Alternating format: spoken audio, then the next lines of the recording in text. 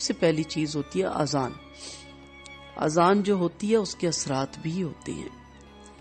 سب سے پہلے اذان ادا کی جاتی ہے، مساجد میں آپ کو آواز آتی ہے، اور دن میں 5 وقت آپ کو مساجد سے اذان کی آوازیں آتی ہیں، جس میں اللہ اکبر، اشہد ان لا الہ الا اللہ، اشہد ان محمد رسول اللہ، حی علی الصلاۃ، حی علی الفلاح، اللہ اکبر، لا الہ الا اللہ. اللہ سب سے بڑا ہے،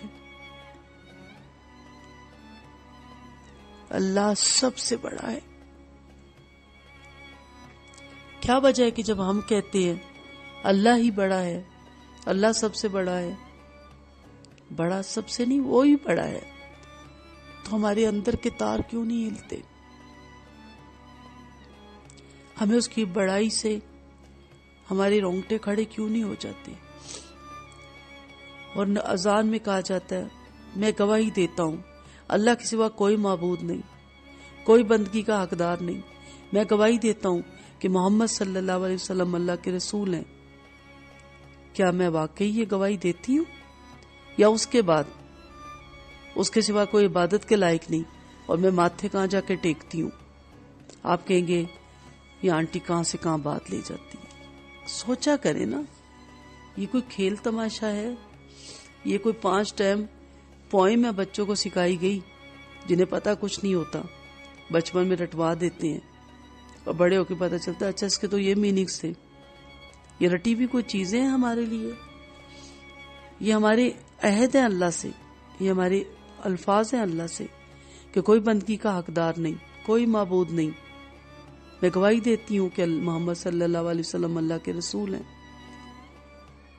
تو غور سے سنا کریں، رک جایا کریں. اسی لیے خاموشی کا حکم ہے، ٹھہر جایا کریں، کام چھوڑ دیا کریں. تجدید ایمان ہو رہا ہے، دوبارہ سے ایمان کو اس کی یاد دہانی کی جا رہی ہے، اس کی آباری کی جا رہی ہے. اور اس کے بعد آؤ نماز کے لیے، آؤ اس کام کے لیے جس میں فلاح ہی فلاح ہے. اللہ سب سے بڑا ہے، اللہ ہی بڑا ہے، اس کے سوا کوئی معبود نہیں. دیکھیے یہ کیسی زبردست پکار ہے. ہر روز 5 مرتبہ یہ آواز کس طرح آپ کو یاد دلاتی ہے کہ زمین میں جتنے بڑے خدائی کے دعوے دار نظر آتے ہیں سب جھوٹے ہیں، سب حقیر ہیں. زمین اور آسمان میں ایک ہی ہستی ہے جس کے لیے بڑائی ہے، وہی عبادت کے لائق ہے. آؤ اس کی عبادت کریں. اسی کی عبادت میں ہمارے لیے دنیا اور آخرت کی بھلائی ہے. کون ہے جو اس آواز کو سن کر ہل نہ جائے گا؟ کیوں کر ممکن ہے کہ جس کے دل میں ایمان ہو وہ اتنی بڑی گواہی اور ایسی زبردست پکار سن کر اپنی جگہ بیٹھا رہے اور اپنے مالک کے آگے سر جھکانے کے لیے دوڑ نہ پڑے؟ یہ اذان ہر اس مسلمان کے لیے دی جاتی ہے جو کلمہ گو ہے، جو اپنے آپ کو مسلمان کہتا ہے. میں اس کی صفات پہ نہیں جاؤں گی، بہت لمبا بات ہو جائے گی، لیکن کم سے کم اتنا ضرور آپ کو بتاؤں گی کہ اس نماز سے پہلے اذان ہی کے مطلب ہمیں نہیں آتی. آدمی کو کم سے کم اتنا تو پتا ہونا چاہیے نا کہ نماز کیا کہہ رہی ہے، اذان ہمیں کیا کہہ رہی ہے، اذان ہمیں کیا کہتی ہے کہ اللہ سب سے بڑا ہے. لیکن ہمارا نفس ہمیں بتاتا ہے کہ آپ بڑے ہیں، آپ کا نفس آپ کو بتاتا ہے کہ آپ جیسا کوئی نہیں ہے. تو انسان کو سب سے بڑی گمراہ کرنے والی چیز اس کا نفس ہے. اس کے بعد باپ دادا کی اندھی پیروی. اللہ بڑا ہے اور اس کے سوا کوئی عبادت کے لائق نہیں، لیکن ہم اپنے باپ دادا کی رسم و رواج، عقیدے، خیالات، رنگ ڈھنگ پہ چلے آ رہے ہیں، ان کے غلام بنے ہوئے ہیں. انہی کے حکم سے بڑھ کر کسی کا حکم نہیں سمجھتے، اور اگر ان کی بات کے خلاف اللہ کا حکم ان کے سامنے پیش کیا جائے تو کیا کہتے ہیں؟ وہی کروں گا جو میرے باپ دادا کرتے تھے اور میرا خاندان اور قبیلہ کرتا تھا. پھر غیر اللہ کی اطاعت ہم کرتے ہیں، اللہ کو چھوڑ کر دوسرے لوگوں کے حکم ماننے لگتے ہیں اور یہ خیال کرتے ہیں کہ فلاں شخص بڑا اسکالر ہے جی، اس کی بات تو 100% ٹھیک ہے، پکی ہے. فلاں شخص کے ہاتھ میں تو میری روٹی روزی ہے، خدا نخواستہ نعوذ باللہ، اس کی بات ماننی ہے۔ فلاں شخص بڑا صاحب اقتدار ہے، اس کی فرما برداری مجھے بڑا فائدہ دے گی۔ فلاں پیر صاحب کی تو بد دعا ہے جی، مجھے تباہ کر دے گی۔ فلاں کی بیعت تو مجھے جنت میں لے جائے گی۔ یہ سب کیا ہے؟ سو ایک نفس کی بندگی، ایک باپ دادا کی بندگی، اور تیسری غیر لوگوں کی، اللہ کو چھوڑ کے غیروں کی اطاعت۔ یہ تینوں چیزیں اذان سننے کے بعد ہم کرتے ہیں، اور یہ گمراہی کے بہت بڑے ذریعے ہیں۔ پھر ذات بات کا فرق، بہت سی چیزیں ہیں۔ میں نے کہا تھا نا میں اس پہ بولنا نہیں چاہتی، اس پہ بولوں تو ایک الگ لیکچر کی ضرورت پڑ جاتی ہے۔ ہم اپنے موضوع پہ واپس رہتے ہیں کہ کیا اذان جب ہمیں کہتی ہے تو ہمیں پتہ ہوتا ہے کہ اذان ہمیں کیا کہہ رہی ہے۔ اذان ایک بہت ہی بہترین رکن ہے اسلام کا، بہت اس کے بیان ہے۔ امام بخاری اور امام مسلم نے حضرت ابو ہریرہ رضی اللہ عنہ سے روایت نقل کی ہے کہ بلا شبہ آپ صلی اللہ علیہ وسلم نے فرمایا، اگر لوگوں کو معلوم ہوتا کہ اذان اور پہلی صف میں کیا یعنی کتنا عظیم ثواب ہے، پھر ان کے لیے قرہ ڈالنے کے سوا کوئی چارہ باقی نہ رہتا تو وہ ضرور اس میں قرآن اندازی کرتے۔ یعنی ہر کوئی اذان دینے میں کہ آج میں دوں گا، اور ہر کوئی پہلی صف میں کھڑے ہونے میں قرہ ڈالتا، کیونکہ ہر ایک کی چاہ ہوتی کہ میں سب سے آگے کھڑا ہوں۔ فضائل جاننا اس لیے اذان کے ضروری ہے کہ نماز ہی کے لیے اذان ہوتی ہے نا، کسی اور کام کے لیے تو نہیں ہوتی۔ تو آغاز تو وہیں سے ہو جاتا ہے نا، تو وہیں سے احترام، وہیں سے طور طریقے، وہیں سے تیاری، اور پھر آگے وضو، پھر وضو کے بعد نماز ہوتی ہے نا، اس لیے جاننا بہت ضروری ہے۔ امام مسلم نے حضرت جابر رضی اللہ عنہ سے روایت نقل کیا کہ انہوں نے فرمایا، میں نے نبی کریم صلی اللہ علیہ وسلم کو فرماتے ہوئے سنا، بلا شبہ جب شیطان اذان سنتا ہے تو چلا جاتا ہے یہاں تک کہ دور پہنچ جاتا ہے۔ سلیمان بیان کرتے ہیں، میں نے پوچھا کتنا دور، تو انہوں نے بتایا الروحہ یعنی مدینہ سے 36 میل کے فاصلے پر۔ یعنی ایک تمثیلی بات بتا دی گئی کہ صحیح مسلم کی روایت ہے کہ اتنا دور بھاگ جاتا ہے۔ کیوں؟ کیونکہ وہ جانتا ہے کہ اس میں مسلمان کیا کہتا ہے، اور یہ آواز پوری دنیا میں گونجتی ہے۔ اور آپ جانتے ہیں نا کہ کوئی لمحہ ایسا دنیا میں نہیں، ایک پاکستان میں نہیں، دنیا میں جس وقت اذان نہ ہو رہی ہو۔ اس طرح اللہ نے سرکل چلایا ہوا پوری دنیا کا کہ سٹارٹ لیتی ہے اور رات تک جہاں اینڈ کرتی ہے وہاں سے پھر فجر کی شروع ہو جاتی ہے، یعنی اس کا اینڈ نہیں ہوتا۔ یہ اللہ کا کتنا بڑا کرشمہ ہے، یہ کتنی بڑی اللہ تعالیٰ کا یہ معجزہ ہے، اور اس کو ہم نے کبھی اہمیت نہیں دی۔ اذانیں ہو رہی ہیں، ٹی وی چل رہا ہے، اذانیں ہو رہی ہیں، کام نہیں رک رہے۔ اذان ہوگی رک جائیں، خاموش ہو جائیں، چلیں ہاتھ سے کوئی بہت امپورٹنٹ کام ہے تو کم سے کم ذہن تو اس کی طرف رکھے نا۔ حضرت ائمہ ابو داؤد، نسائی اور ابن ماجہ نے حضرت ابو ہریرہ رضی اللہ عنہ کے حوالے سے نبی کریم صلی اللہ علیہ وسلم سے روایت نقل کی۔ آپ صلی اللہ علیہ وسلم نے فرمایا، مؤذن کے لیے تاجدار تاحد آواز مغفرت ہے، اور اس کے لیے ہر تر اور خشک چیز گواہی دے گی۔ اپنے بچوں کو اس طرف رغبت دلائیں، اپنے بیٹوں کو۔ بچپن میں ہم دیکھتے ہیں کہ بچوں کو بڑا شوق ہوتا تھا، میں اذان دوں گا، میں اذان دوں گا۔ اب ختم ہو گیا ہے۔ اب ٹک ٹاک پہ گانے گانے کا شوق ہے، پرومیننٹ ہونے کا شوق ہے، الٹی سیدھی تصویریں کھینچ کے فیس بک پہ ڈالنے کا شوق ہے کہ میں پرومیننٹ نظر آؤں۔ تو آپ پرومیننٹ اللہ کی نظر میں ہو جائیں، فرشتوں کی نظر میں ہو جائیں۔ تا حد جہاں تک آواز جاتی ہے مغفرت ہی مغفرت ہے۔ بچوں کو یہ فضیلتیں بتائیں، آپ تیار کریں گے، وہ اذان دیں گے تو کیا آپ کی مغفرت نہیں ہوگی؟ بس اس حدیث کو ہمیشہ ذہن میں رکھا کریں کہ اتنا ہی اجر ہے بتانے والے کا جتنا کرنے والے کا، راہ دکھانے والے کا جتنا کرنے والے کا، موٹیویشن کرنے والے کو اتنا ہی اجر ملتا ہے جتنا اس موٹیویشن کو سن کے کوئی اپنی زندگی کو سدھار لیتا ہے۔ امام بخاری نے عبداللہ بن عبد الرحمن بن ابو صعصع انصاری سے روایت نقل کی کہ حضرت ابو سعید خدری رضی اللہ عنہ نے ان سے فرمایا، میں دیکھتا ہوں کہ تم بکریوں اور صحرا کو پسند کرتے ہو، بس تم جب اپنی بکریوں یا اپنے صحرا میں ہو اور تم نماز کے لیے اذان دو تو بلند آواز سے اذان دیا کرو، کیونکہ جن و انس بلکہ تمام چیزیں جو مؤذن کی آواز سنتی ہے قیامت کے دن اس کے لیے گواہی دیں گی۔ ابو سعید خدری رضی اللہ عنہ نے فرمایا، میں نے یہ بات نبی کریم صلی اللہ علیہ وسلم سے سنی۔ صحیح بخاری کی یہ حدیث ہے۔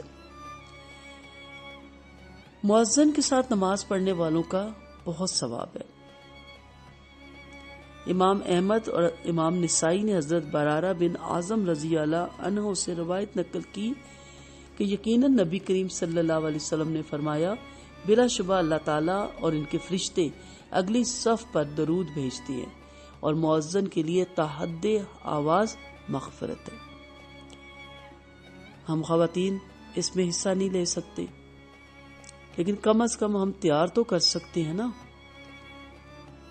ایسی مائیں بہترین نسلیں تیار کرتی ہیں نا، جو مائیں نیک ہوتی ہیں، جو مائیں اچھی تربیت کرتی ہیں، اور اگر ماں اچھی ہو تو پھر فرعون کے گھر موسیٰ پلتا ہے، پھر وہ بہترین نسلوں کو تیار کرتی ہیں۔ تو اس لیے آپ اپنے بچوں کو تیار کریں اور سکھائیں، باقاعدہ ان کو پریکٹس کروائیں نماز کی۔ اور اسکولوں میں ہم نوٹس لکھ لکھ کے بھیجتے ہیں نا، اسے گیم میں ضرور حصہ دیں، اسے ایکٹ کرنے کو ضرور آگے بڑھائیں۔ آپ مسجد میں بھیجیں، میرے بچے کو نماز سکھائیں، میرے بچے کو ایک وقت کی اذان سکھائیں اور ایک وقت کی اذان دینے دیں اس کو، تاکہ اس کے اندر شوق پیدا ہو۔ کیا یہ مولویوں کا صرف کام ہے؟ مؤذن کا کام ہے؟ نہیں، سب کا کام ہے۔ ہر مسلمان کو اذان دینی آنی چاہیے۔ اور تر اور خشک چیز اس کی آواز کو سنتی ہے، وہ اس کی تصدیق کرتی ہے، اور اس کے لیے اس کے ساتھ نماز پڑھنے والے کے لیے برابر اجر ہے۔ مؤذن کی روز قیامت سب سے اونچی گردن ہوگی۔ امام طبرانی اور امام بازار نے حضرت بلال رضی اللہ عنہ سے روایت نقل کی کہ انہوں نے عرض کیا، یا رسول اللہ صلی اللہ علیہ وسلم، لوگ تجارت کرتے ہیں اور انہوں نے اسے ذریعہ معاش بنا رکھا ہے اور ہم ایسا نہیں کر سکتے۔ آپ صلی اللہ علیہ وسلم نے فرمایا، کیا تم اس پر راضی نہیں کہ اذان دینے والے روز قیامت سب سے اونچی گردن والے ہوں گے؟ حافظ ابن حجر نے گردن کے سب سے اونچے ہونے کے متعلق محدثین کرام کے درج ذیل 8 اقوال ذکر کیے۔ نمبر 1، روز قیامت لوگ پیاسے ہوں گے اور اس وجہ سے ان کی گردنیں مڑ جائیں گی۔ اذان دینے والے اس دن پیاسے نہ ہوں گے اور ان کی گردنیں باقی لوگوں کے مقابلے میں اونچی ہوں گی۔ نمبر 2، اپنے ثواب کے شوق میں ان کی گردنیں بلند ہوں گی کہ آج ہمیں کیا ثواب ملتا ہے، سر یعنی کہتے ہیں نا فخر سے بلند ہوں گے۔ پھر نمبر 3، جس طرح وہ بلند آواز سے اذان دینے کی خاطر دنیا میں اپنی گردنیں اونچی کرتے تھے، اسی طرح روز قیامت ان کی گردنیں بلند ہو جائیں گی اور وہ دیگر لوگوں سے نمایاں ہوں گے۔ اور پھر جب لوگوں کو پسینے کی لگامیں پہنائی جائیں گی تو وہ ان سے محفوظ ہوں گے، محفوظ رہیں گے۔ اور پھر اگلا، العناق کا لفظ اناقہ کی جمع ہے اور اس کے معنی پیروکار اور ساتھی ہیں، اور حدیث شریف کا معنی یہ ہے کہ ان کے پیروکار عام لوگوں سے زیادہ ہوں گے، کیونکہ ان کی اذان سن کر آنے والے سب لوگ ان کے ساتھ ہوں گے۔ اناقہ کا معنی عمل ہے، اور حدیث شریف کا معنی یہ ہوگا کہ ان کے اعمال عام لوگوں سے زیادہ ہوں گے، یعنی یہ سب کے اقوال ڈیفرنٹ میں آپ کو بتا رہی ہوں۔ روز قیامت وہ لوگوں کے سردار ہوں گے، کیونکہ طویل العناقہ لمبی گردن والے سے مراد سردار ہوتا ہے۔ بعض حضرات نے العناق کو العناق پڑھا اور اسی سے انا کی ہے، اور یہ تیز چلنے کی ایک صورت کا نام ہے، اور حدیث شریف کا معنی یہ ہے کہ وہ عام لوگوں سے زیادہ رفتار کے ساتھ جنت کی طرف جائیں گے۔ سبحان اللہ، سارے میننگز کتنے خوبصورت ہیں۔ مؤذن کے لیے نبی کریم صلی اللہ علیہ وسلم کی دعا، اپنے بچوں کو اپنے بھائیوں کو، اپنے شوہروں کو اس دعا سے محروم نہ کروائیں۔ امام ابو داؤد اور امام ترمذی نے حضرت ابو ہریرہ رضی اللہ عنہ سے روایت نقل کی کہ انہوں نے فرمایا، نبی کریم صلی اللہ علیہ وسلم کا ارشاد ہے، امام ضامن ہے اور مؤذن کو امانت سپرد کی گئی، اے اللہ اماموں کو ہدایت عطا فرمائیے اور اذان دینے والوں کو معاف فرما دیجیے۔ سنن ابو داؤد کتاب صلاۃ میں آپ کو یہ حدیث مل جائے گی۔ اسی طرح صحیح سنن ترمذی میں بھی یہ حدیث آپ کو ملتی ہے۔ تو پلیز اپنے بچوں کو یہ ضرور سکھائیں۔ ہر چیز کا مؤذن کے لیے استغفار کرنا۔ امام احمد نے حضرت ابن عمر رضی اللہ عنہ کے حوالے سے نبی کریم صلی اللہ علیہ وسلم سے روایت نقل کی ہے کہ آپ صلی اللہ علیہ وسلم نے فرمایا، اللہ تعالیٰ مؤذن کی تحد اذان مغفرت فرماتے ہیں اور ہر تر اور خوش چیز اس کے لیے دعائیں مغفرت فرماتی ہے۔ ہر روز کی اذان پر 60 نیکیاں ملتی ہیں اور 12 سال اذان پر جنت واجب ہو جاتی ہے۔ امام ابن ماجہ نے حضرت ابن عمر رضی اللہ عنہ سے روایت نقل کی کہ بلا شبہ آپ صلی اللہ علیہ وسلم نے ارشاد فرمایا، جس شخص نے 12 سال اذان دی اس کے لیے جنت واجب ہوگی اور اس کے لیے ہر دن کی اذان پر 60 نیکیاں اور اقامت پر 30 نیکیاں لکھی جاتی ہیں۔ سنن ابن ماجہ کی حدیث ہے۔